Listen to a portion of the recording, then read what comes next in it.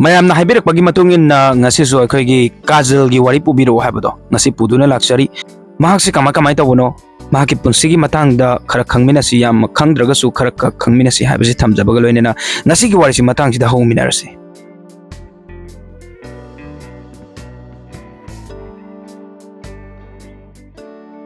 mayam ngasi gi wari si su Bollywood ki celebrity gi lifestyle gi matang da oigadoini loinena ngasi lijagadoriba actress sidi matam amada miyam gi thamoi sumhat pangam kiba adugumlaba actress amaka ki warini mahak tudi atai kana sunati Kajal Devgan Mukherjee gini mayam na video se pamgani haba thajai aduduna loy fawo mityang tabina basu haijari adudi mayam thinta batawdana wari si punna taminasi Kajal Devgan Mukherjee haibadi mayam na Kajal haina khangnariba actress si Bollywood ki yamna cheerful oiba full of energy oiba actress amani haidana launari 90s ki matam gi apauba actress singi manungda ama oiriba Kajal na industry sida thabak tawduna nungai raba movie kaya ama sukodol tamkhre asumna magi journey na lakpada haujik phawbagi oina Filmfare Award taruksa phangkhre mahak 1974 August 5 ta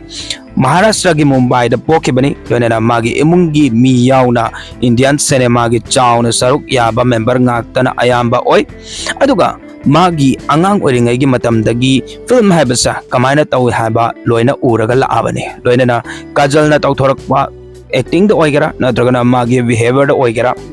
art ki lamai da hendok toindok na mangonda uba phangli Kajal si film director amadi producer Somu Mukherjee amadi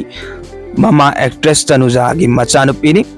magi manaunupi amasulei Tanisha Mukherjee mahaksu actress amani adubu Tanisha machana haijabadadi mahak Kajal gumna mingchat laiba mingchat chatpadudi maming laibadudi ngamdri adu matamamda makhoi gi manne nutandi matam amada phawba maming laiba actress ki manung chalami aduga Kajal gi mapu maboki wari saba taragadi makhoi su Indian cinema horpa matamdagi maru oiba misak ama oiduna saruk yaduna lakhibane mahaki uncle Vic Padar gi Ajay Mukherjee na film director oirami aduga Zo Mukherjee di film the actor ama oina su uba phangkhrabani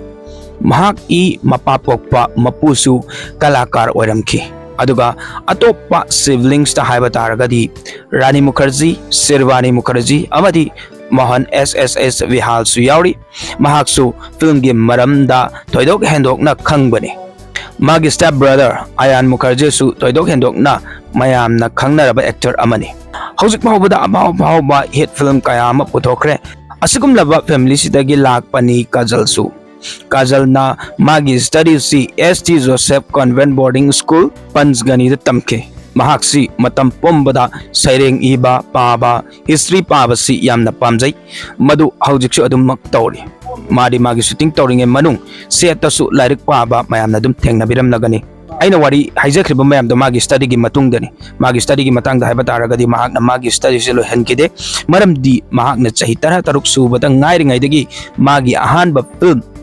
be khudi gi damakta sign tawkibani aduduna study su marakta adum thadoki adubu film do ka hena hit oibadi tawkide oigadabadi malaga film do dagi mayam na nupi si kainomadi yauri habagi wafam di aduma khainaki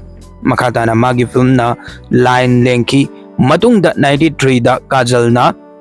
Abbas Mustan gi film Bazigar da uki maduda magi co-actor singdi Shahrukh Khan amadi Shilpa Shetty ni masigi film si box office ta hit chatki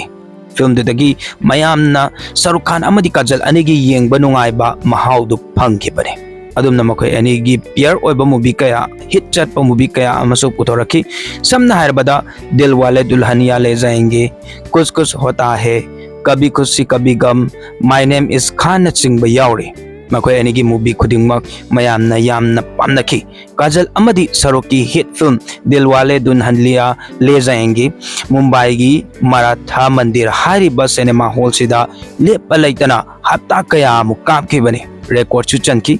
mamang da pankimba film natana atopa film hit kaya amasu tawkibani madugi manungda Gupt The Hidden Terror Dushman Pyar To Hona Hi Tha Fana You Me Or Hum All We Are Family hariba singsini मागी acting दी मयामना पामनरगा लैरबनी अदुबु मागी तोंगानबा acting की part अमसु 1975 ता Lakpa movie गुप्त दा उबा funky movie सिदा महा grace सेता हाबदी नेगेटिव रोल दा उबा फंकी मूवी दुगी दमक्तसु महा film fair award for best female villain award सु फंकी अदुमना तौबदु महागना अहानबसु ओइगदोइनी 2008 तसु महाग सोशल वर्क की दमक्ता करमबीर अवार्ड सु फंकी फिल्म की लाइन दा मखा ताना कुंबग लोइनना तमिल फिल्म दसु थबक तौकी महागना फिल्म मिनसरा कनाबुदा प्रभुदेवा अमदी अरविंद स्वामी गा लोइनना उब फंकीबनी अमदी फिल्म सिदसु काजलबु मयामना यामना पामनखिबन महाग की फिल्म की मरमदा खरसु हाइजरे अदुबु महागना थादोकलंबा अमदी अतोप्पा एक्ट्रेस ना मागी महुत सिंखिबा हाइबा तारे अदुंबा फिल्म हिट चु चखिबा अदुंबा फिल्म खरगी मतंगदा अमुक मयामदा हाइजगे मखोय सिंगदुदी वीर जरा मोहब्बते चलते चलते दिल तो पागल है 3 इडियट्स कभी अलविदा ना कहना मूवी सिंग सिकुम खिदे महागना मागी लुहोंबगी मतंगदा हाइबा तारगदी काजल ना अजय देवगन 24 फेब्रुआरी 1999 दा मुंबई दा लुहोंखिबनी मकोय एनसी गुंदराज फिल्म दा थेंगनखिबनी फिल्म सिदगी मकोय अनि हेना नक्सिनखि असुमना नक्सनखिबना मकोय अनिमक अमना अमा यावदना लेबा ngamdabagi टाइप दा तौरखिबनी मयामना खनरंबददी मकोय एनसी यामना ऑपोजिट ओइना ओइ चानादे मतम कुइना लेमिनगदबो मानदे हायदना खनरंबनी अदुबु सुमलाकपदा ngasigi मकोय अनिगी मरिसी यामना फजबा कपल अमा ओइना उब फंगली अजेगा काजल गा लुहोंबा मतमदसु काजल गी ओइना मागी करियर गी टॉप ता लेबा मतम अमा ओइ अदुना मयामनसु मागी लुहोंबा मतमदा लानना यामना खनरमकी लोइना लुहोंगला मतुंगदा मागी करियर दु लोइना डाउन चथरकी हायनासु हायरि अदुबु अदुमना तौदी महाक मखाताना अदुम कुमकी पाकना कुमद्रगसु कुमकपा मतमदा हिट ओइबा सुपर हिट ओइबा ngakta yawi कभी खुशी कभी गमसु ब्लॉकबस्टर हिट ओइखि अदुना माइपा अदुना ngangnaramba saidaramba mayamdugi paukum oina thokibani हारिबा मूवी 2001 दा लाखिबनी मदुगी मतुंगदा काजलना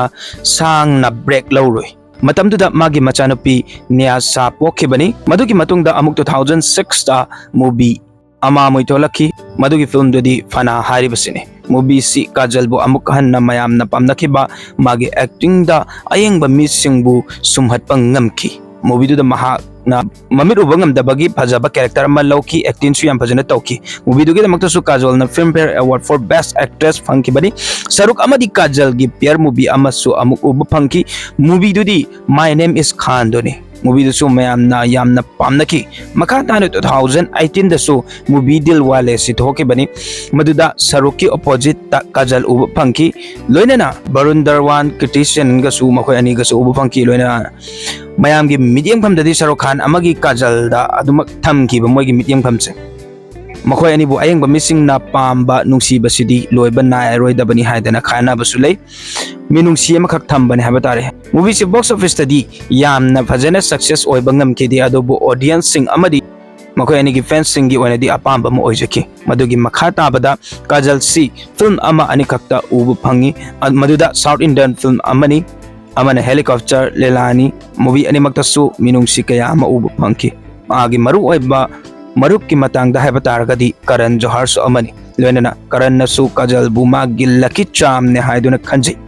माने महागना मागी एसिस्ट तोखिबा अहानबा मूवी दुदी दिलवाले दुल्हनिया ले जाएंगे नि अदुगा महाकी अहानबा फिल्म ना कुछ कुछ होता है सिने अनिमक्ता काजल यावी मदुनसु ओइरंबा याई आइबदी करण जोहरना माजे लकी चाम ने हाइरिबदो